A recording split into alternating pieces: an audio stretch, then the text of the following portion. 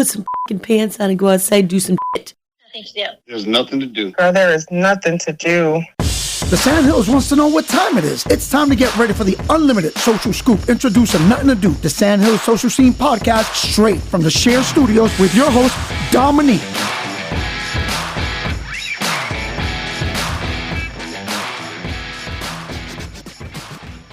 Hi, gang. Welcome to episode 16 of the Nothing To Do podcast with your girl, Dominique, recorded at the Share Studios. Brian always gets at me how I pronounce things. And brought to you by Cumulus Radio Group, which is Q98, Rock 103, Magic 106.9, WFNC 640 AM.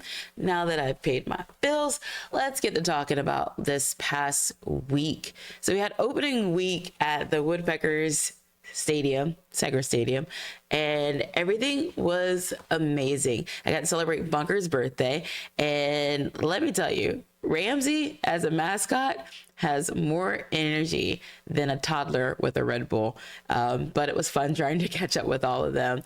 Also, big up to Tamika Bright, who I got to shadow, and I will be helping out throughout the season, emceeing all the in-game games that are going on. So I'm really excited about that opportunity, and I actually have a meeting here really soon with Segra to sign some paperwork to make it official. I also got a chance to sit in on the Future Rich Aunties award show and fashion show, and when I tell you, these women were dressed to the nines. They looked amazing. Everybody felt amazing. And the community that was in the building was great. Ebony Walker is a better MC than anybody I've ever encountered in my whole entire life. So big ups to her and Sylvia and Amber for doing their thing. And a phrase that I'm taking away from this is less competition, more commas. I know. Community over competition. But let's try to make some money too, because my New Year's resolution was to become booked more. And when I tell you I didn't specify on that prayer, yeah, your girl is tired, but it allows me to help out the community a little bit more by booking these gigs to give back to communities. And later on in the show, we will be talking to a man that is a part of an organization that gives back to various amounts of other organizations, nonprofits within the city, and they want to make sure to keep things locally. And I think that focus on our nonprofits and being local means the world, because there's nothing wrong with helping people that are outside of our community, but we have so many people in our community that need it as well. And as we are pushing towards May, which is Foster Care Awareness Month, just want to remind you guys, we have a lot of things with Kids Feast that are going on, but we have a lot of children right here in our backyard that need us. So it's important work that these men are doing, and sounds a lot of fun too. So coming up, got a surprise guest for you guys. Hang tight. It's Nothing to Do. How do the kids see that? Episode 16.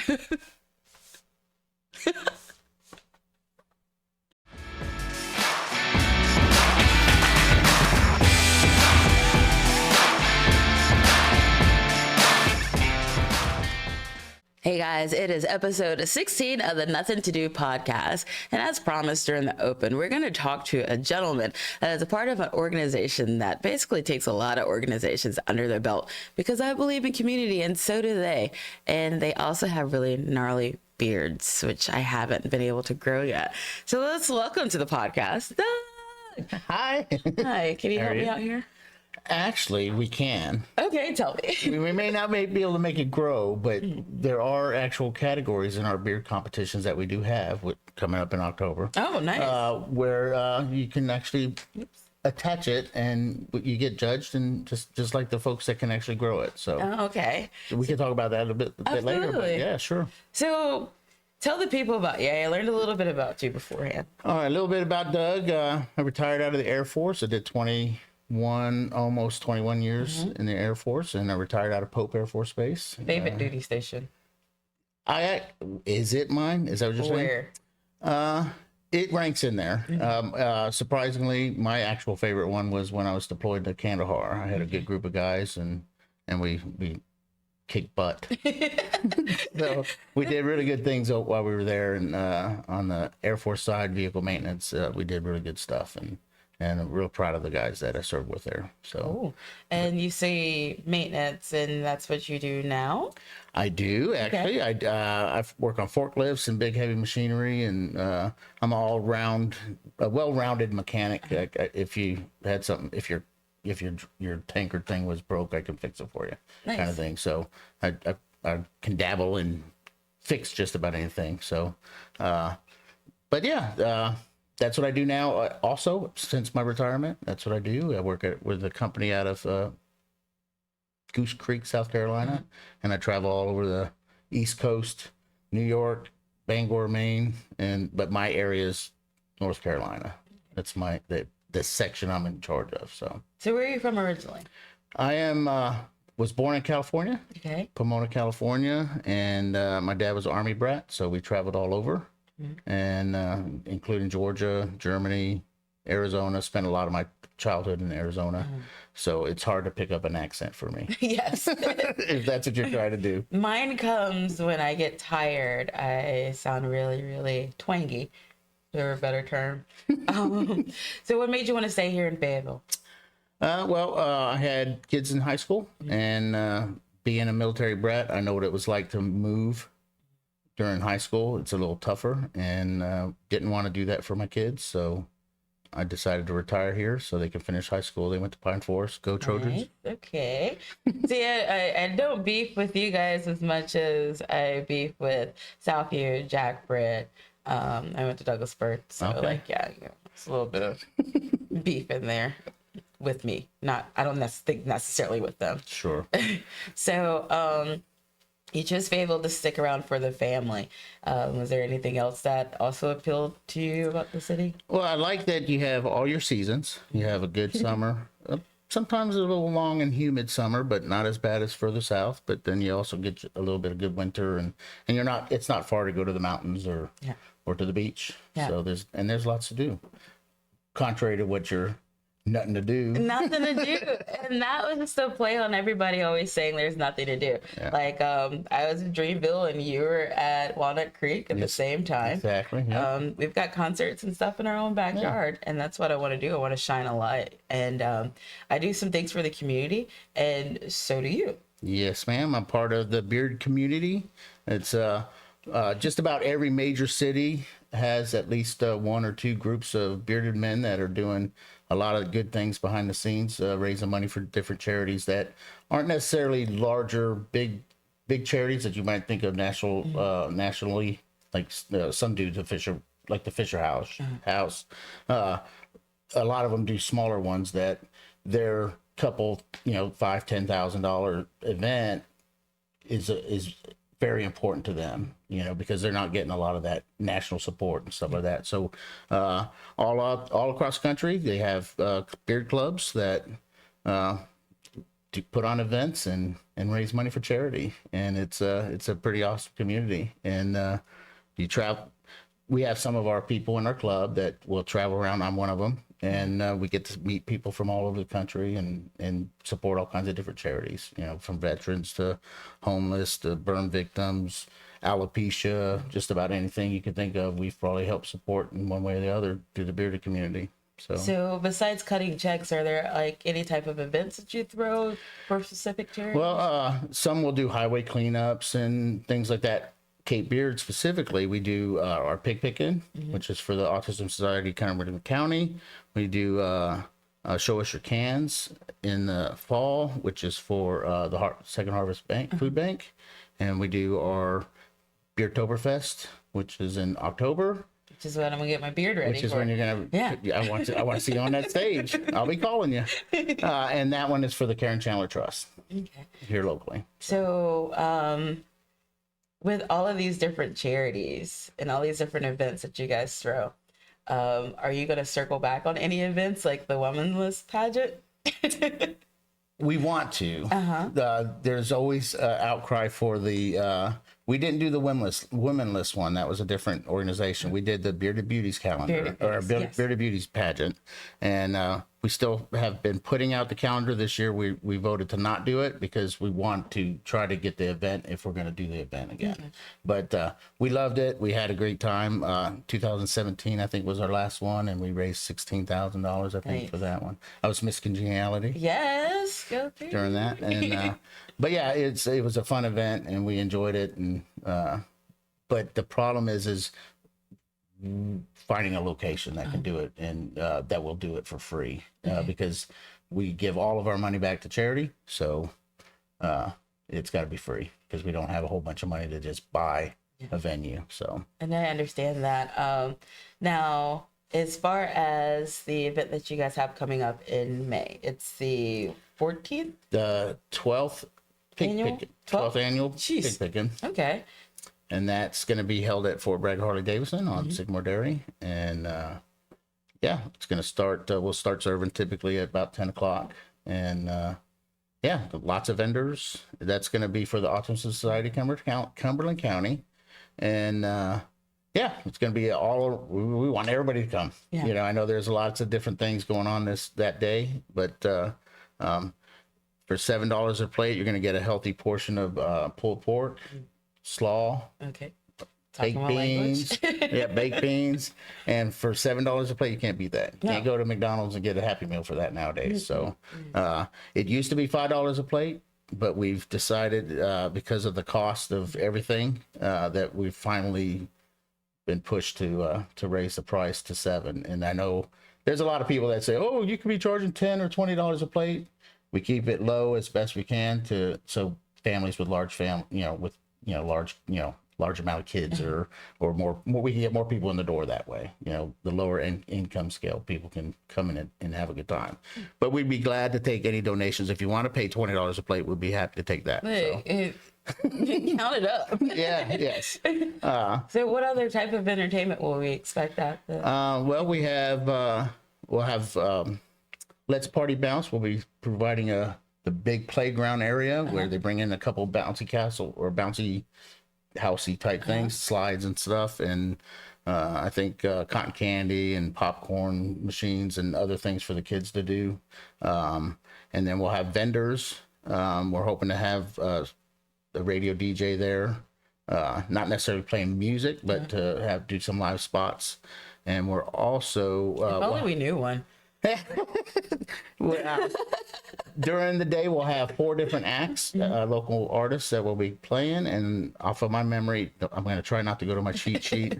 We got Crow Kozak, Chris Cox, the Sugar Dolls, and I'm gonna have to go to my cheat sheet. I did bring cheat sheet. Is it the Stone Dolls? Did I say Sugar Dolls? Because I mean, they're sweet. We love them. Producer Brian and myself went and caught them at Patty's. Yes, the Stone Dolls.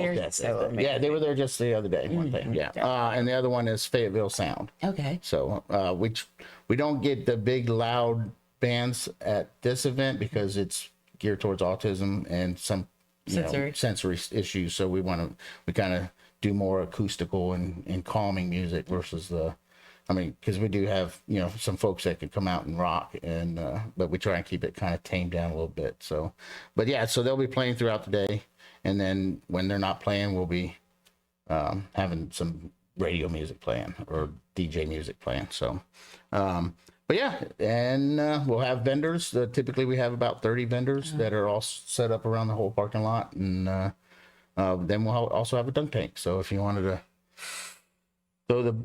throw the baseball and dunk somebody, or if you're too hot and you want to get in the dunk tank, we'll allow it. That's the one thing I do not volunteer myself for anymore. I did it for there's a group, Lanning's Lemonade and Colton's Cookies, and they give back to the Child Advocacy Center every year with this, and they call me Auntie Dom, and they're like, Auntie Dom, can you get in the dunk loop? And I swear, I think I went down more than anyone. Yeah. And I'll never do it again.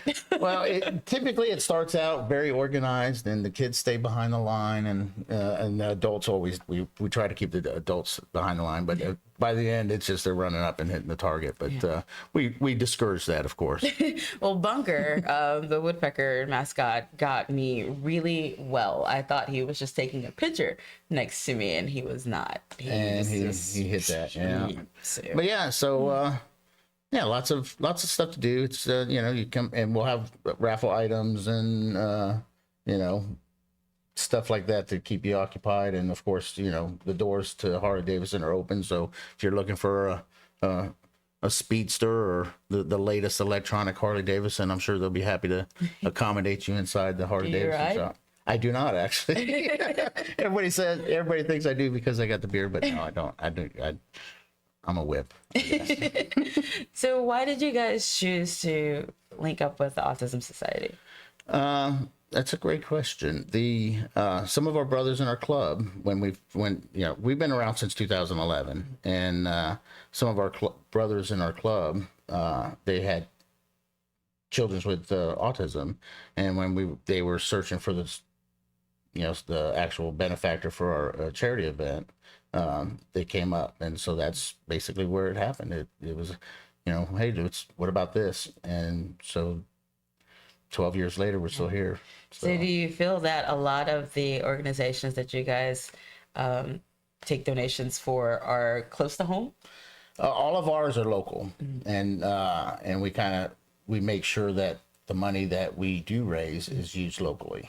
So like we've done, like our beauty pageant was for Kids Peace, and we always made sure that was used locally because we know there's a national Kids Peace. So, and the same with the Autism Society. We have Cumberland County, but there's also Autism Society in North Carolina and of course other states as well. So we got it under there, or we have the agreement that it's specifically is used for Cumberland County. So, well, as a board member of Kids Peace, I would love to have you guys come back and do something, or us join together. Well, just throwing it out there. If Kids Peace can arrange a venue, we can see what we can do. So. Bet. See how that works? It's just so. If someone wanted to be a member of the amazing society that is Cape Beard, how would they do so? They can. The first step is typically you see one of us and we hand you a card or start talking to you because you got a pretty good beard and we want to talk to you. But if you're just a guy and you haven't run into one of our guys out in town, you can like us on Facebook and you can always message us and we'll get you as much information as possible. But then, we have our meetings once a month, usually the first Monday of every month. Sometimes we'll move it because of a holiday or whatever, but typically it's the first Monday of every month, and it's usually at a different location each time. We try to spread it around and come visit us at a meeting. And there are membership requirements. You pay your dues, and you got to be accepted and earn some points and stuff like that. Kind of like a probationary period. We call it prospect, but it's not. It's not crazy, nothing crazy, but we just want to make sure everybody's a good fit and that you really want to be part of what we do, because we're not just a social club. We don't just hang out and do nothing. We want somebody that's going to work hard and be part of what we do. So this is basically telling me that everybody has to have an attachment to wanting to do good in the community and not just party, because I like to party a lot. But we like to party. But what is it about Cape Beard that keeps you in after so many years? We have a philosophy of brotherhood, which a lot of times when, some of us are active duty or prior service and stuff. And when I got out, that was missing. So when I heard about it and checked out Cape Beard, I liked the brotherhood that was shown, and that if your brother needs some help, you help him out. And if I can change a water pump on somebody's car and save them a couple $100, I'll do it. And there's a funny story that's said in our club where somebody was up on a roof and kicked the ladder out and couldn't get down. And he jumped on his phone and put out the call, hey, I need some help, and people showed up to help him out. But yeah, so we got, people from all walks of life can join Cape Beard. No distinguishing between race, creed, sexual orientation, political, any of that. Anybody's accepted if they feel comfortable when they're around the rest of us crazy folks. They're welcome. And the key is that we want people that can care for each other and look out for each other. So we're not alone, and it's easier to make it through life when you're not on your own. Absolutely. So we're going to see you May 18th. Yes, ma'am. At Harley Davidson. Fort Bragg Harley Davidson. And if anybody wants to join, they don't necessarily need a full beard, but a beard of some sort. Oh yeah, we did skip over the qualities of the beard. What's required? You do have to have facial hair 6 months out of the year. That is the requirement. So if your job, facial hair of any kind, it could be a mustache, could be chopped. I think below the eyes down, I think is what's the requirement. Facial hair, but I guess yes, eyebrows is facial hair technically. It hasn't been adjudicated in any court of law yet on whether that's required. But it's facial hair. The mustache, beard, goatee, chops, full beard. However, it could be 2 inches long or 1 inch long or whatever. It doesn't matter. So not everybody in the club has a giant beard. It's not required, and a lot of people think, oh, my beard's not that good, but any facial hair is valid and valued in Cape Beard. So with the women that are going to be in your Oktoberfest, they can just glue it on, but they can't be members because it doesn't stay on 6 months through a year. Yeah. Okay. But there are bearded women out there, and they would be able to be part of Cape Beard because if they keep it out and wear it for at least 6 months of the year, and that allows for if somebody has to deal with work and whatever issues. So what is your favorite event that you guys throw? The favorite one is the pickin.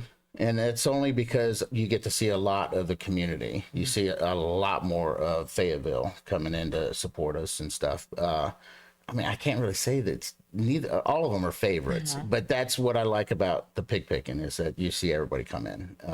We want to see everybody more, all of the peoples to come in through through the pickin. But what's fun about the Beertoberfest is you're going to see a whole lot of people.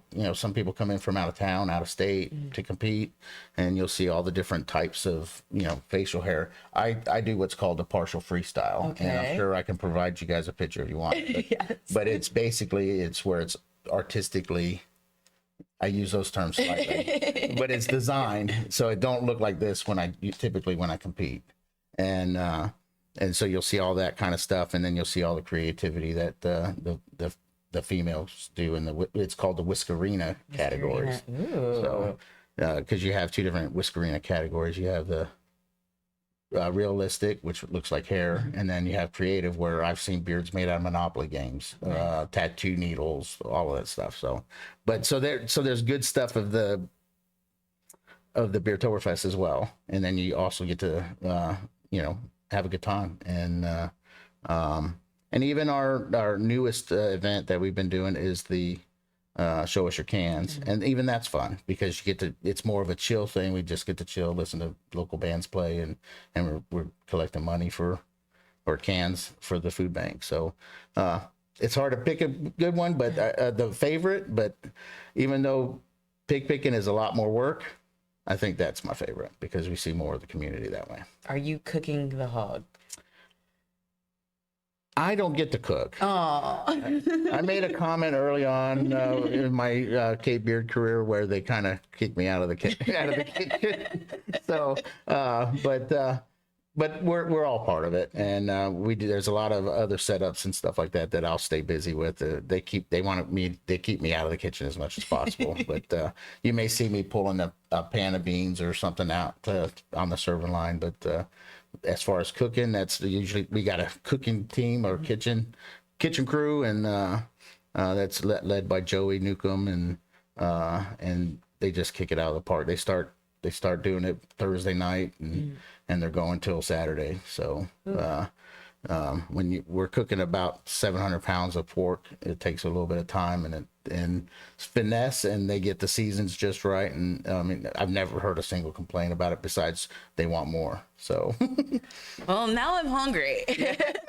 Well, I want to thank you for coming on the show, and especially with what you're doing in the community, because I was raised to give back. Like we've had the Kiwanis, Educated Youth, and a lot of can stories with that. Sure. Teenagers around cans, throwing them around. I won't tell anybody, John Kistler. Just know that I won't forget. And like, it's brilliant because a lot of people put down our city. Sure. But you guys are uplifting, and so I can't thank you enough on behalf of us Fayettevilleans, if that's even a thing, but we're going to make it a thing today. So May 18th at Fayetteville Harley-Davidson, come get some good food, dunk this guy because I feel like he's going to be in there. And if you have any questions, Brian will provide all the information on how they can find Cape Beard because he's just great like that. Right on. All right, so episode 16 of Nothing to Do, coming back to you soon. Bye.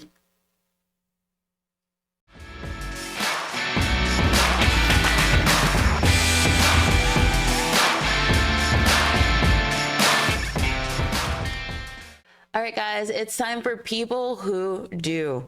And I have a passion for a couple of things. And our children in our community is definitely one of them. And I had a teacher friend of mine by the name of Miss Daniels, who always has on the flyest shoes at Jack Britt High School, reach out to me and let me know about something that's going on this week. But with the sensitive nature, I feel like it's going to be going on a lot. A lot of our teachers really care about their students. Like, I can't stress that enough. Being a former teacher, I understand how hard it is sometimes, and all the pushback that we get, but there's a lot of heart there, especially if you get a chance to volunteer in any of the schools in Cumberland County. Field day is coming up. Drop off some juices, do something. But one thing that the teachers of the Jack Britt district are doing right now is they are banding together and walk a mile for Jamiyah. Jamiyah is an elementary student at Melvin Honeycutt. Want to make sure I got that right. That's why I keep tapping my phone. And she has been diagnosed with a type of cancer. And within weeks, that district has gotten together to not only schedule a walk fundraiser in her honor, but they're continuing to take donations. So what I'm going to do is I'm going to shoot Brian that picture so you guys can just go on and donate. I know teachers ask for a lot of money sometimes because they have a lot of projects that they would like to do with their kids, but this is a different situation. We have a baby that needs us. So let's raise some money for her. What do you say? Got 5 on it? Every little bit counts. So for my people who do, big shout outs to all the teachers of Cumberland County. Hang tight. You're almost finished with the year. Okay. This has been episode 16 of the Nothing to Do podcast. I know it's been short, but Brian and I are busy, and that's no excuse. Don't worry. We'll find somebody to keep you on for an hour next week. Ain't that right, Brian? He's giving me the thumbs up. So until then, check out the rolling credits of all the things to do in a Nothing to Do city. Big shout out to the Shared Studios, Jimmy, Brian, and Cumulus Radio Group, which is Q98, Magic 106.9, Rock 103, and News Talk 640 AM. Especially if you're looking to be a on-air talent, we're still looking for a morning show host. Hit us up. Till next week. I was going to say season. We're not there yet. Here's something to do.